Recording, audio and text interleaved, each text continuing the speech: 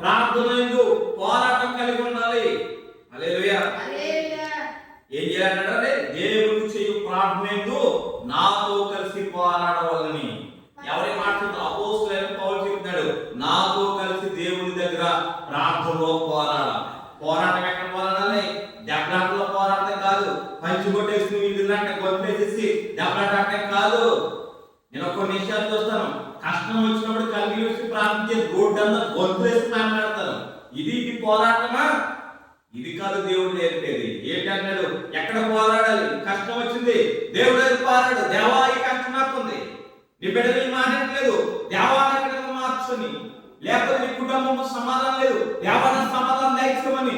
సమాధానము కష్టాన్ని తీర్చేవాడు, రోగం తీర్చేవాడు, బాధను తీర్చేవాడు, అప్పులు తీర్చేవాడు దగ్గరికి వచ్చి పోరాడాలి తప్ప లోకంలో గొంతులు వేసి లోకస్తులతో పోరాడితే నీకు మిగిలేది ఏమి కాదు. అశాంతి, అసమాధానము. నీకు కష్టం ఇంకా రెట్టింపవుతుందని దేవుడి దగ్గర ప్రార్థనలో పోరాడితే దేవుడిని సహాయపడతాడు.